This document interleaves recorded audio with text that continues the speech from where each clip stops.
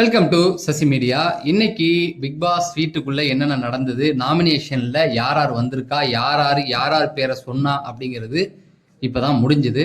சுட சுட அதை எடுத்துட்டு வந்திருக்கேன். ப்ளஸ் அதுக்கப்புறமேட்டுக்கு வந்து பிக் பாஸே கனி காலில் விழுந்துட்டாருன்னா பார்த்துங்களேன், அது என்ன அப்படிங்கிற நிறைய விஷயங்கள் இதில் நம்ம பேசலாம். ஃபர்ஸ்ட் அந்த ஓட்டிங் போகிறதுக்கு முன்னாடி பிக் பாஸ் ஏன் வந்து அவங்க காலில் விழுந்தார் அப்படின்னா, ஒரு இடத்துல எல்லாரையும் வர சொல்லி அவர் பேசுறாரு. பேசிட்டு என்ன கனிகிட்ட கேட்குறா, கனி நீங்கள் ஒரு நல்ல கேப்டனாக இருக்கணுன்றாரு. அது எதுக்கு சொல்லியிருப்பாருன்னு உங்களுக்கே தெரியும். அதுக்கப்புறம் இந்த வாரம் எனக்கு என்னென்ன வேணும் நீங்கள் வாங்கி தரணும் அப்படிங்கிற மாதிரி கேட்டுட்டு, நம்ம விக்ரம் வந்து நல்லா காமெடி பண்ணணும். அதுக்கப்புறமேட்டுக்கு நம்ம அந்த 3 பேர் இருந்தாங்களே எலி, அவனுங்கெல்லாம் வந்து இன்னும் அதிகமாக பங்கு பெறணும் அப்படின்னு சொல்லிட்டு, அதுக்கப்புறமேட்டுக்கு என்ன சொல்கிறாரு, மக்களே இந்த பட்டாசு சத்தத்தை அவாய்ட் பண்ணவே முடியாது, இன்னைக்கு அது வந்துக்கிட்டு தான் இருக்கும். அதுக்கப்புறம் என்ன பண்ணார் அப்படின்னு பார்த்தீங்கன்னா, மற்றவங்களாம் வீட்டுக்குள்ளே ஒன்றுமே பண்ணலை, சும்மா தான் உட்காந்துருக்காங்க, அவங்க கிட்டேருந்து ஏதாவது கண்டென்ட் வாங்கி கொடுங்கன்னு கேட்டுட்டாரு. வழக்கமாக பிக் பாஸ் வீட்டுக்குள்ளே போகிறவங்களாம் நம்ம பாவமாக பார்ப்போம், ரைட்டுங்களா? ஆனால் இந்த தடவை பிக் பாஸையே நம்ம பாவமாக பார்க்குற அளவுக்கு சீசன் 9 வச்சுருக்காங்கன்னு தான் சொல்லணும். அடுத்தது பார்த்தீங்கன்னா, அந்த வீட்டுக்குள்ளே யார் யார் ஸ்வாப் ஆயிருக்கா, அந்த டாஸ்கில் வந்து வழக்கம் போல் பிக் பாஸ் வீட்டு தான் ஜெயிச்சிருக்காங்க, ஸ்வாப்பிங் நடக்கக்கூடாதுன்னு. ஏன்னா பலம் இல்லாத பெண்களை வச்சுக்கிட்டு இவனுங்களால என்ன பண்ண முடியும் அப்படிங்கிற மாதிரி தான் அந்த டீம்ல ஒரு ஆர்கனைஸ் பண்ணி ஒழுங்கா எல்லாரையும் டீம் விளையாட வைக்கிறதுக்கு ஆட்கள் இல்லை. அதுதான் இருந்திருந்தா ஃபயரா போகும். அது இப்ப 7வது சீசன்ல இவரு அந்த அந்த ஸ்மால் பாக்ஸுக்குள்ள போயிருந்தாங்கல்ல, அந்த இப்ப கூட நமக்கு இந்த பேர் சொல்லும்போது லக்ஸரி வர மட்டும் ஸ்மால் பாக்ஸ் தானே வருது.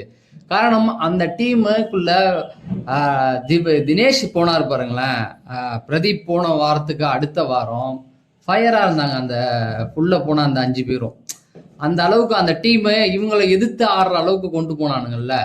அந்த மாதிரி இவனுங்க இருக்கலாம். இவனுங்க எல்லாம் சோத்தா மட்டையா இருக்கானுங்க. சரி விடுங்க. இப்போ என்ன ஆச்சு அப்படின்னு பார்த்தீங்கன்னா, எஃப்ஜே ப்ளஸ் சபரி இவங்க 2 பேரும் உள்ளே வந்திருக்காங்க.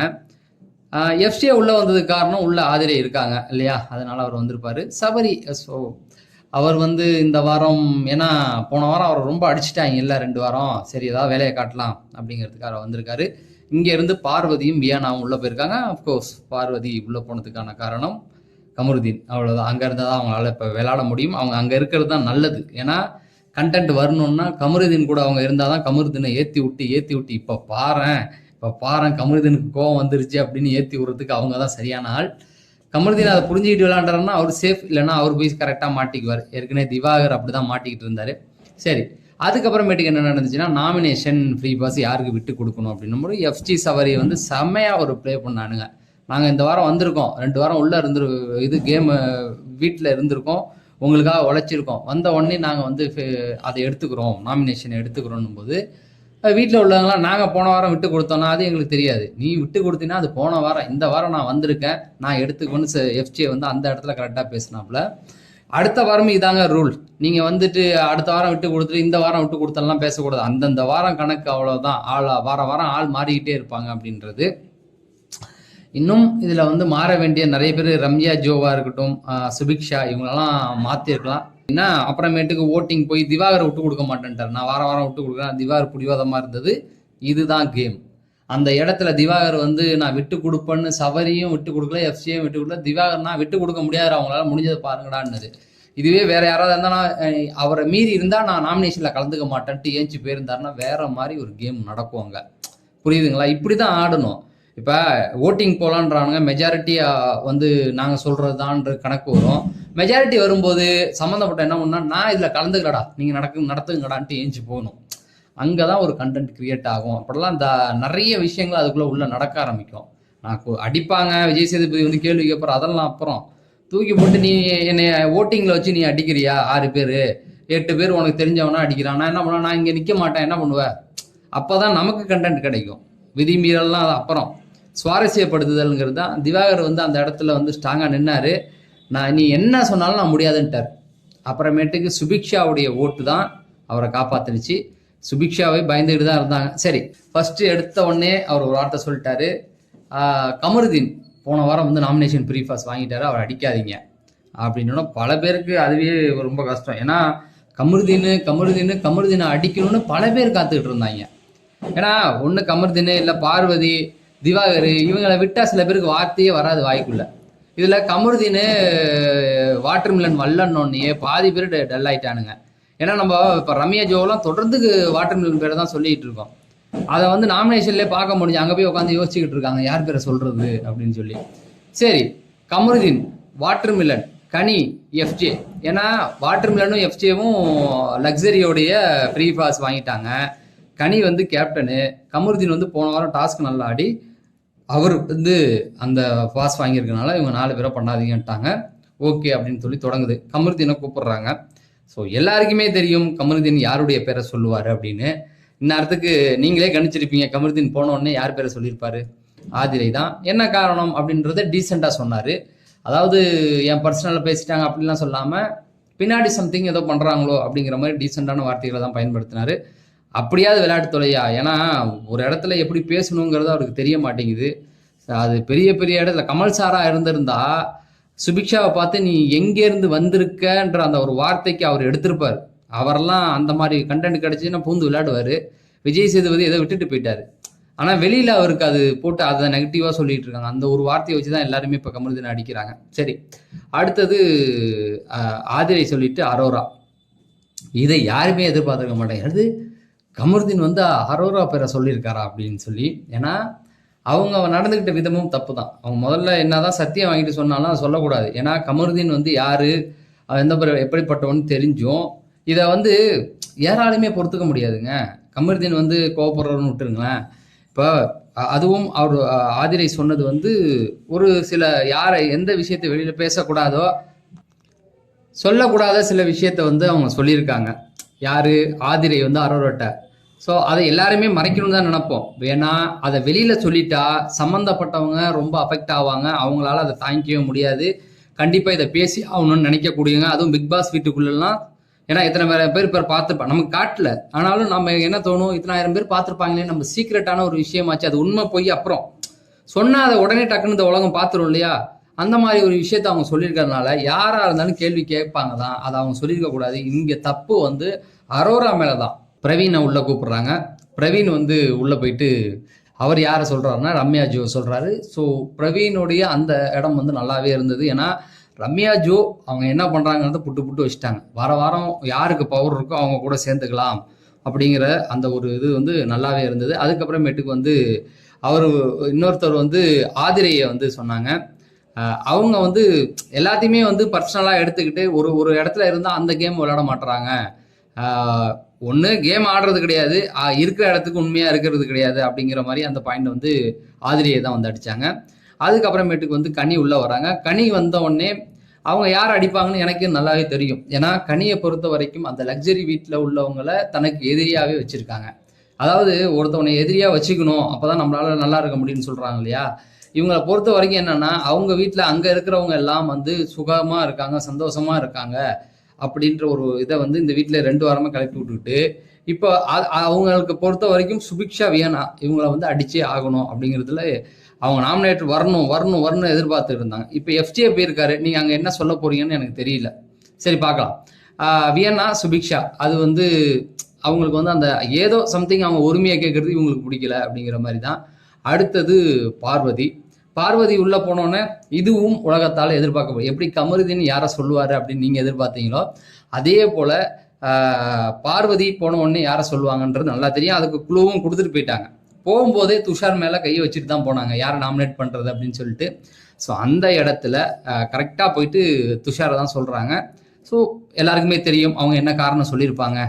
அவங்க எனக்கு எதிராக தான் இருந்தாரு அப்படிங்கிறத அந்த இதை போட்டு அதுக்கப்புறமேட்டுக்கு வந்து பிரவீன் பேரை வந்து அவங்க சொன்னாங்க. பிரவீன் வந்து அதாவது ரொம்ப சைலண்டா இருக்காரு, ஆனா கன்னிங்கா கேம் விளையாண்டுக்கிட்டு இருக்காரு அப்படிங்கிற மாதிரி சொன்னாங்க. அடுத்தது கெமி வந்து யாரை சொல்லுவாங்கன்னு எல்லாருக்குமே தெரியும். கெமி வந்து பார்வதி பேரை சொன்னாங்க. அதுக்கப்புறமேட்டு வந்து அரோரா. ஸோ அரோரா பண்ணது எல்லாருக்குமே பாதி பேருக்கு மேலே பிடிக்கல. ஏன்னா அந்த வீட்டுக்குள்ளே நேற்று அந்த பிரச்சனை வந்தது காரணமே அரோரா அப்படிங்கும்போது எல்லாருக்குமே பொண்ணுங்களுக்கு எல்லாருக்குமே இது புரியும் இந்த பிரச்சனையை. இவங்கள்ட்ட ஒரு சீக்கிரட் சொல்லியிருக்கா, அந்த சீக்கிரட்டை அதுவும் எவ்வளோ பெரிய சீக்கிரட் சொல்லியிருக்கா அதை ஏன் போட்டு விட்ட அப்படிங்கிறது தானே.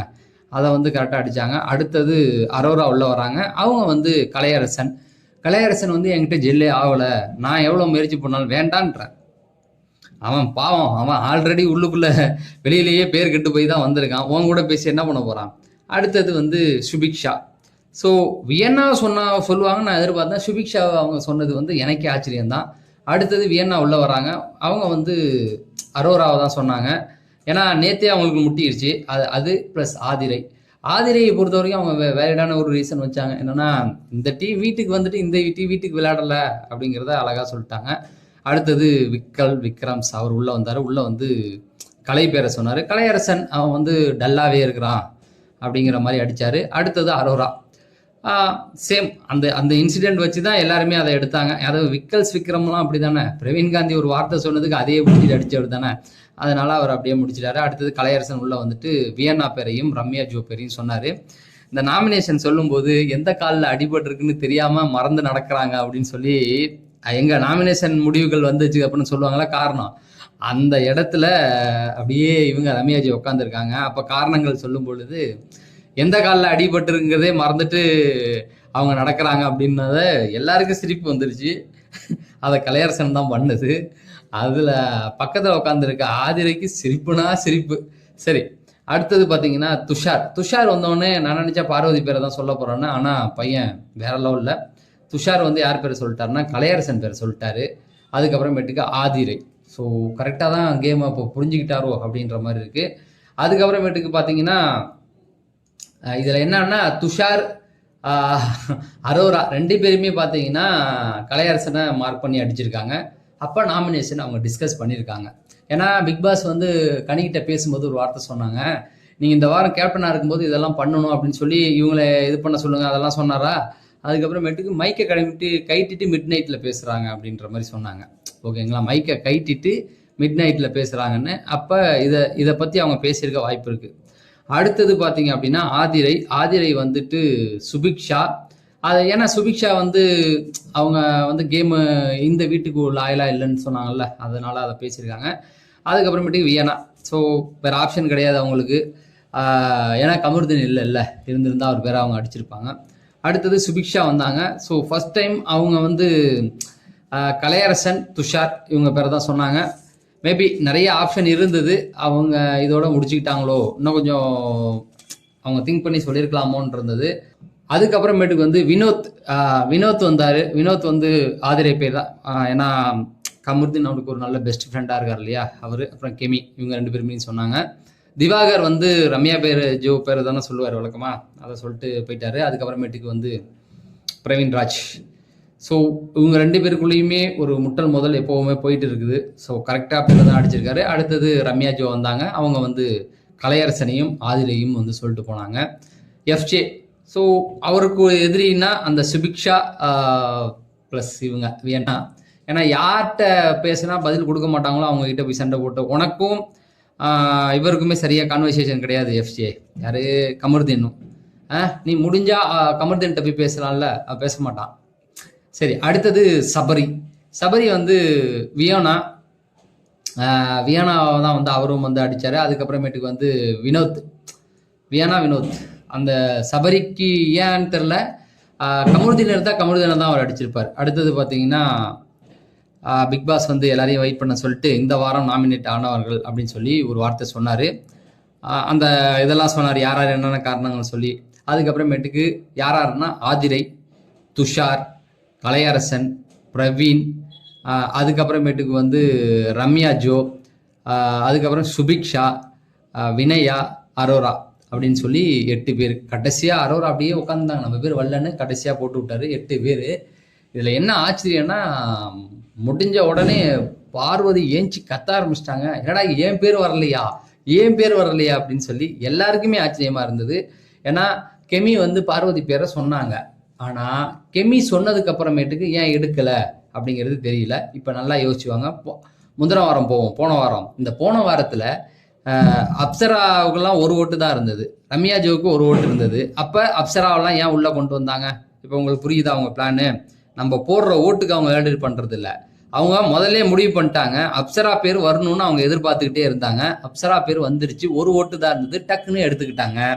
இந்த வாரம் பார்த்தீங்கன்னா பார்வதிக்கு ஒரு ஓட்டு இருந்தது, கொண்டு வந்திருக்கலாமே, ஏன் கொண்டு வரல? ஏன்னா அவங்க எதிர்பார்த்தா அந்த பேர் வந்துருச்சு. அவங்க எதிர்பார்க்கறது ஒன்றும் கிடையாது, 3 பேர் தான் எதிர்பார்ப்பாங்க. கலையரசன் ஃபர்ஸ்ட், 2வது துஷார், மூணாவது அரோரா. இவங்களுக்கு அந்த 3 பேர்ல யாராவது ஒருத்தவங்க இருந்தால் போதுமானது. 3 பேர்ல யாராவது ஒருத்தவங்க இருந்தாலும் அவங்க தூக்கிடுவாங்க. போன வாட்டி அவங்க எதிர்பார்த்த பேர் அப்சரா தான். அது வந்த உடனே தூக்கிட்டாங்க. இதுதான் நடந்த ரகசியம். தொடர்ந்து பிக் பாஸ் சார்ந்த அப்டேட்கள் கொடுத்துக்கிட்டே இருக்கும். நீங்கள் சப்ஸ்கிரைப் பண்ணலாம், சப்ஸ்கிரைப் பண்ணிட்டு இந்த வீடியோவை லைக் பண்ணுங்கள். நம்ம அடுத்த வீடியோவில் சந்திப்போம்.